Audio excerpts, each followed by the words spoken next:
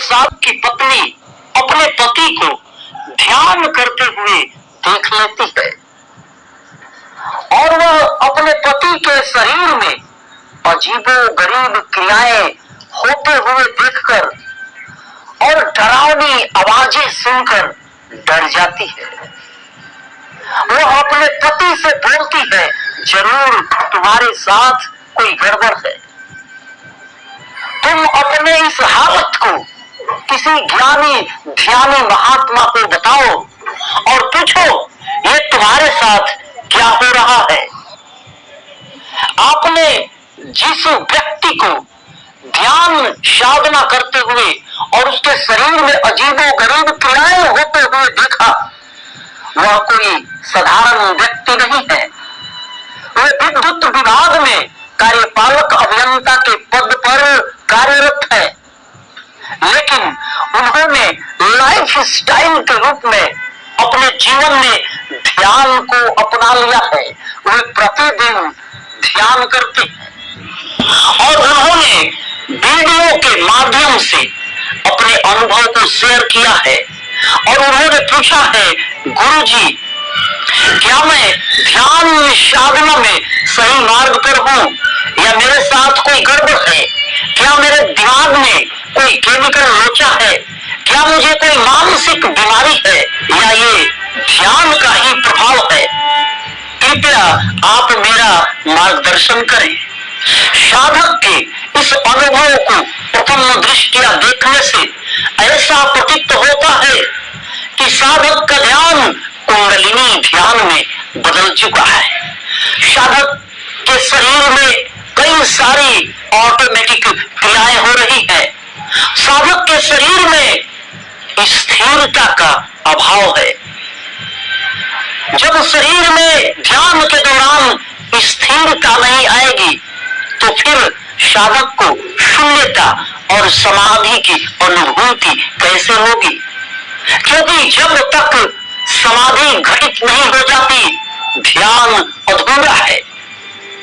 ध्यान की सफलता कहें या ध्यान की पूर्णता, यह पूरी तरह समाधि में ही निहित है। तो जब तक साधक के शरीर में स्थिरता नहीं आएगी, उसे समाधि शून्यता घटित नहीं होगी। क्या ये कुंडलिनी जागरण की शुरुआत है या कोई मानसिक विकार है या कुंडलिनी जागरण का ही ये कोई साइड इफेक्ट है? ये जो भी समस्या है, इसका समाधान क्या होगा?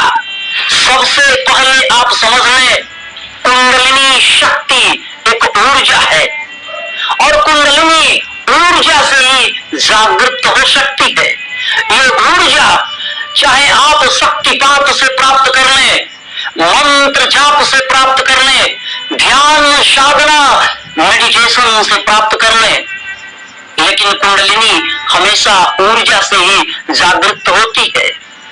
ऐसा नहीं है कि आपने आज शक्तिपात करा लिया और आपकी कुंडलिनी में थोड़ी सी हलचल हो गई और आपने समझ लिया कि आपकी कुंडलिनी हमेशा के लिए जागृत हो गई।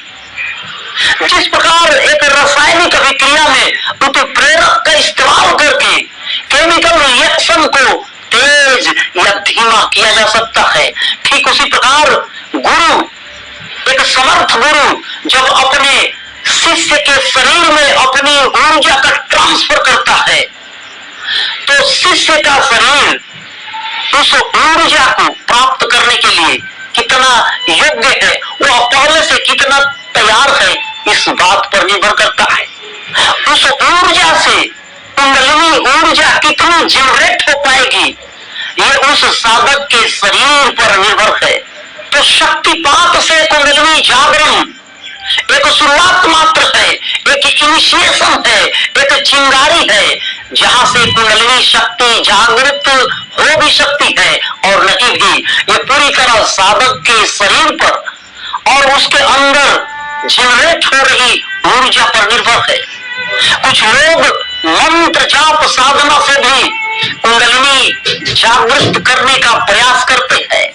बेशक मंत्र जाप से भी कुंडलिनी शक्ति जागृत होती है, पर ऐसा नहीं है कि आप इसे कोई खेल समझकर या कोई जादू टोना समझकर मंत्रों को यूं ही मुंह से रटते जा रहे हैं और मंत्र रटते रटते आप थक चुके हैं।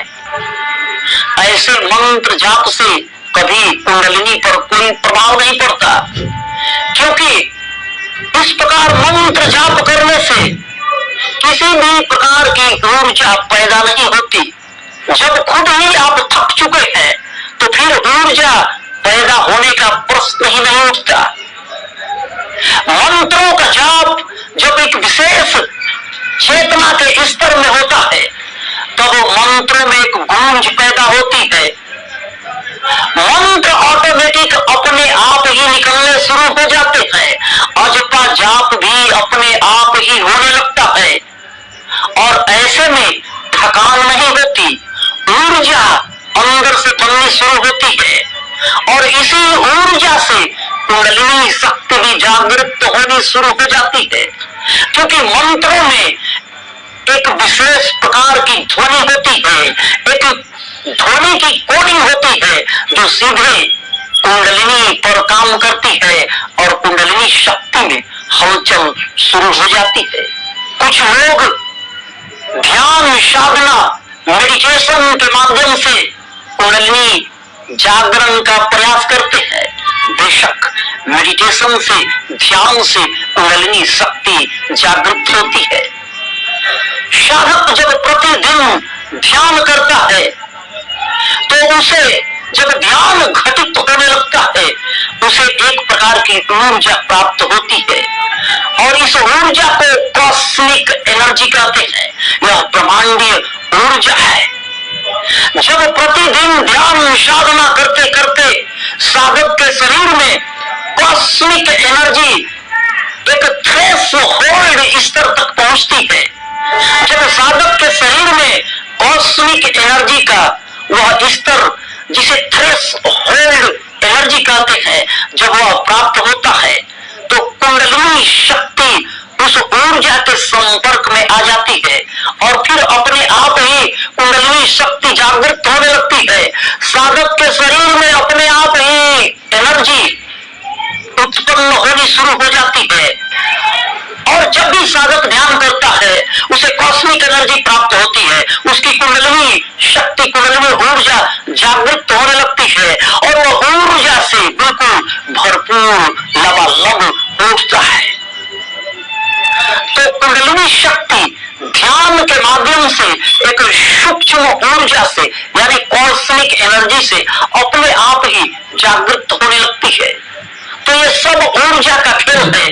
चाहे आप शक्तिपात से कुंडलिनी जागृत करें, मंत्र जाप से जागृत करें या ध्यान से कुंडलिनी जागृत करें, ये केवल ऊर्जा से ही जागृत होती है। योग कुंडलिनी योगा, कुंडलिनी योग कराकर कुंडलिनी शक्ति जागृत करने का दावा कर रहे हैं। क्या ऐसा कोई योग है जिसको करने से शरीर में ऊर्जा पैदा हो जाए? ऐसा कोई योग नहीं जिसको करने से शरीर में ऊर्जा पैदा होती हो। यदि ऐसी बात होती तो आज सभी योग गुरुओं की कुंडलिनी शक्ति जागृत हो चुकी होती और कोई भी साधक इधर उधर भटकता नहीं फिरता, वो भी कोई योगा करके अपनी कुंडलिनी शक्ति को जागृत कर लेता। आज कुंडलिनी शक्ति जागरण के इच्छुक साधक बस कुंडलिनी योगा शब्द सुनकर कई कुंडलिनी योगा सेंटर्स की ओर आकर्षित हो रहे हैं। वे योगा सेंटर्स में कई तरह के उठपटांग योग कर रहे हैं, क्योंकि उनको किसी तरह कुंडलिनी शक्ति जागृत करनी है। जिस दिन वे जान जाएं ये कुंडलिनी योगा क्या है, उनकी ये खोज समाप्त हो जाएगी। कुंडलिनी योगा कोई ऐसा योग नहीं है जिसे आप स्वयं कर सके। कुंडलिनी योगा एक ऐसा योग है जिसे कुंडलिनी स्वयं कराती है। जब साधक ध्यान के एक विशेष चेतना में होता है तो उसके शरीर में कई प्रकार के मेडिटेटिव मूवमेंट एक्सरसाइज होने शुरू हो जाते हैं और साधक चाह कर भी इन यौगिक क्रियाओं का अभ्यास हूबहू नहीं कर सकता। जिस प्रकार छींक अपने आप अचानक आ जाती है और आप प्रयत्न पूर्वक प्रयास करके छींक नहीं सकते, ठीक उसी प्रकार कुंडलिनी योगा साधक के शरीर में अपने आप होती है। तो देखा जाए तो कुंडलिनी सभी प्रकार के योग की जननी है, जो साधक के शरीर में स्वयं ही कई प्रकार की कुंडलिनी क्रियाएं कराती है। कुंडलिनी सभी योगियों के लिए एक आदि शक्ति माता है, यह गुरु है, एक टीचर है, एक गाइड है, एक स्पिरिचुअल कोच है, जो साधक को सब कुछ करना सिखाती है। अब कुछ साधक इन कुंडलिनी क्रियाओं को अपने शरीर में होते हुए देखकर डर जाते हैं। उन्हें समझ नहीं आता ये ध्यान है या कुछ और, ये उनके साथ क्या हो रहा है। कुछ साधक तो ध्यान करना भी छोड़ देते हैं। उनके घर परिवार वाले भी ये देखकर डर जाते हैं, क्योंकि कुंडलिनी क्रियाएं जब शरीर में होनी शुरू होती है तो ये देखने में बहुत ही डरावनी लगती है। और उनके घर परिवार वाले ऐसा समझते हैं, लगता है इसके शरीर पर किसी भूत प्रेत का साया है। और जब आपके शरीर में बिना आपके इजाजत के कुछ ऐसे ही क्रियाएं होने लगे तो यह किसी भूतिया फिल्म या हॉरर एपिसोड से कम नहीं। और डरना तो स्वाभाविक है, कोई भी डर जाएगा। जिसको इस बात की जानकारी नहीं है, जो कुंडलिनी योगा के बारे में नहीं जानता, जो कुंडलिनी क्रियाओं के बारे में नहीं जानता, वह तो डर जाएगा। तो आखिर ऐसा क्यों होता है, इसके पीछे का वैज्ञानिक कारण क्या है, ये कुंडलिनी योगा इतना डरावना क्यों होता है? क्योंकि साधक के शरीर में जब कुंडलिनी शक्ति जागृत होती है तो उसके सेंट्रल नर्वस सिस्टम में कुछ हलचल पैदा कर देती है।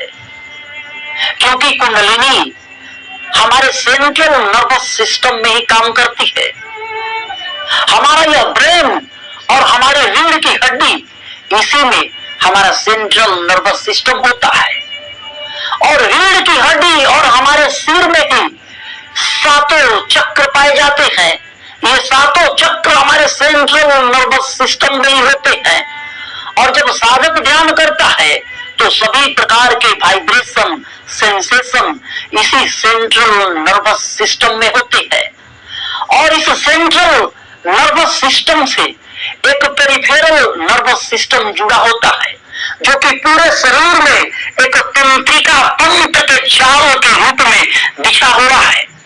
तो ध्यान के दौरान जब ये वाइब्रेशन, सेंसेशन, इसका सिग्नल पेरिफेरल नर्वस सिस्टम तक पहुंचता है तो साधक के सभी सेंस ऑर्गन्स में, सभी इंद्रियों में कुछ न कुछ क्रियाएं होनी शुरू हो जाती है। साधक की दोनों आंखें ऊपर की तरफ उठ जाती है और उसको सामने मुद्रा लगती है।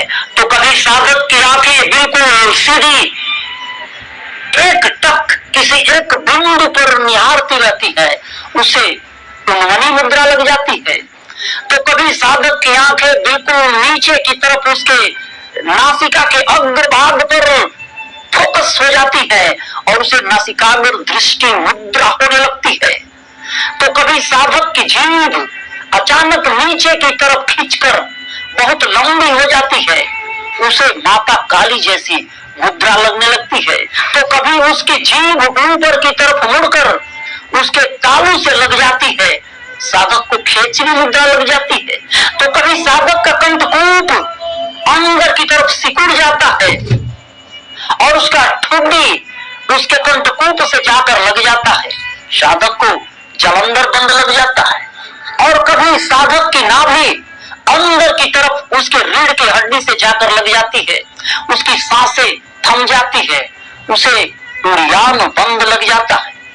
तो कभी साधक का गुदा द्वार ऊपर की तरफ खींचकर सिकुड़ जाता है, उसकी सांसें थम जाती है, साधक को मुंह बंद लग जाता है। तो कभी कभी साधक का गुदा द्वार अपने आप ऊपर सिकुड़ता है, फिर नीचे आता है, सिकुड़ता है, नीचे आता है, उसे असीम मुद्रा होने लगती है। इस प्रकार साधक के शरीर में कई प्रकार की क्रियाएं अपने आप ही होने लगती है, जिसका प्रभाव उसके नर्वस सिस्टम पर पड़ता है। और साधक के शरीर में कभी कभी ऐसी भी ऑटोमेटिक योगिक क्रियाएं होने लगती हैं जिसे योग विज्ञान परिभाषित नहीं कर सकता। और कभी कभी साधक के मन में कोई ऐसा गुप्त मंत्र गूंज उठता है जिसे साधक ने अभी तक कभी नहीं सुना। कुछ ऐसे ही गुप्त मंत्र गुरु अपने शिष्य को दे देते हैं और इन गुप्त मंत्रों का जाप करने से शिष्य की कुंडलिनी भी जागृत हो जाती है। तो ध्यान के दौरान कुंडलिनी ध्यान, कुंडलिनी योगा, कुंडलिनी क्रियाएं, कई प्रकार के वाइब्रेशन और सेंसेशन साधक के शरीर में अपने आप जो होने लगते हैं, ये बिल्कुल ही असीमित होते हैं। ये जरूरी नहीं कि हर बार इसे किसी योगा का नाम ही दिया जा सके। ध्यान की तरह कुंडलिनी ध्यान, कुंडलिनी योगा भी बिल्कुल असीमित है। आप इसके बारे में पूरी तरह जान नहीं सकते। ये कुंडलिनी जागरण, कुंडलिनी योगा एक खोज का विषय है कि मेरे शरीर में अभी तक क्या क्रियाएं हो रही है, अन्य साधकों के शरीर में क्या क्रियाएं हो रही है और आपके शरीर में क्या हो रहा है, आपकी अनुभूति क्या है, ये खोज का विषय है। अब आते हैं असली मुद्दे पर। यदि आप ध्यान के साधक हैं और आपके शरीर में भी ये क्रियाएं हो रही है और आपके घर परिवार वाले आपसे परेशान है, उनको लगता है आपके साथ कोई गड़बड़ है, किसी भूत प्रेत का साया है या कोई मानसिक विकार है, तो आप क्या करेंगे? और कई साधकों की पत्नियों ने इस बात की शिकायत की है, उन्होंने कहा है गुरुजी ये हमेशा अपने आप में ही खोए रहते हैं, इनको लोग, दुनिया, समाज से कोई मतलब नहीं रहता, ये किसी भी चीज के प्रति बिल्कुल उदासीन रहते हैं, इनका स्वभाव कभी चिड़चिड़ा तो ये कभी क्रोधी हो जाते हैं। यदि ये भी समस्या आपके साथ है तो फिर आप क्या करेंगे? यदि आप ध्यान के साधक है तो हमेशा 7 चक्र है, 7 चक्र है, केवल 7 चक्रों की ही आप बात करते हैं और 8वें चक्र को आप भूल जाते हैं। क्योंकि जब आप ध्यान साधना में होते हैं तो आपकी रीढ़ की हड्डी बिल्कुल सीधी होती है और आपके रीढ़ की हड्डी में और आपके ब्रेन में, आपके सेंट्रल नर्वस सिस्टम में ये 7 चक्र एक के बाद एक सीध में बिल्कुल अलाइंड होते हैं और जो भी वाइब्रेशन सेंसेशन होता है आप इन्हीं 7 चक्रों में उसकी अनुभूति करते हैं। आपको 8वें चक्र पर कोई अनुभूति नहीं होती। तो ये 8वां चक्र है कहाँ? और कुंडलिनी शक्ति विज्ञान में यदि 8वां चक्र है और आपको इस पर कुछ अनुभूति नहीं होती तो फिर इस 8वें चक्र का इस्तेमाल क्या है? यदि आप अपने आज्ञा चक्र पर एक अंगुली रखें और इसके ठीक पीछे अपने सिर के पीछे एक अंगुली रखें तो यहां पर आपका बिंदु चक्र स्थित है और ये बिंदु चक्र ठीक आज्ञा चक्र के पीछे स्थित है। इसका मतलब क्या है? आपके दिमाग में, आपके ब्रेन में जो भी चिंता, तनाव, उदासी, बेचैनी जो भी आपको महसूस होती है इसी आज्ञा चक्र के कारण महसूस होती है। और इस आज्ञा चक्र के ठीक पीछे वह बिंदु चक्र है। तो आपको समझ जाना चाहिए इस बिंदु चक्र का इस्तेमाल क्या है। ध्यान करते करते जब आज्ञा चक्र पर बहुत दबाव बढ़ जाता है और आपका आज्ञा चक्र बैलेंस नहीं होता तब कई तरह के मानसिक विकार जैसे चिंता, तनाव, घबराहट, बेचैनी, उदासी, इस प्रकार की समस्याएं आपके साथ होने लगती है। तो कई साधक ये शिकायत करते हैं गुरुजी ध्यान साधना करते करते मैं चिड़चिड़ा हो चुका। तो कोई कहता है मुझे बहुत क्रोध आता है, तो कोई कहता है गुरुजी मेरे अंदर काम वासना बढ़ चुकी है। यदि ऐसा है तो इसका समाधान क्या है? इसका समाधान है आपके आज्ञा चक्र के पीछे जो बिंदु चक्र है, यही उसका समाधान है।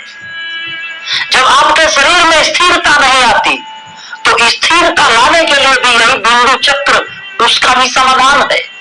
जब भी आप ध्यान साधना में बैठे, अपने पूरे शरीर को स्थिर रिलैक्स करें, अपनी रीढ़ की हड्डी को बिल्कुल सीधी रखें, अपनी सांसों पर ध्यान लगाएं, आती जाती हुई सांसों को देखें और इसी दौरान आप अपने पूरे ध्यान को अपने बिंदु चक्र पर फोकस करें, अपनी सांसों को देखते रहें और अपने बिंदु चक्र पर हमेशा ध्यान केंद्रित रखें। जब आप प्रतिदिन ऐसा करेंगे तो अपने आप ही आपके शरीर में स्थिरता आनी शुरू हो जाएगी, क्योंकि यह जो बिंदु चक्र है यहीं से आपके पूरे शरीर की संरचना की शुरुआत होती है, यहीं से आपका पूरा शरीर बनता है। तो बिंदु चक्र आपके शरीर में भी स्थिरता ला सकता है, आपके मानसिक विकारों को दूर कर सकता है, और यदि आप इसमें 100% समाधान चाहते हैं तो आपको ध्यान से पहले 10-15 मिनट नाड़ी शोधन प्राणायाम करना चाहिए। यदि आप नाड़ी शोधन प्राणायाम करके बिंदु चक्र पर ध्यान लगाते हैं और फिर आप ध्यान में चले जाते हैं तो प्रतिदिन इसका अभ्यास करते करते आपकी समस्या एक दिन दूर हो जाएगी। मन में किसी प्रकार की शंका है तो आप वीडियो पर कमेंट करके अपनी समस्या का समाधान प्राप्त करें।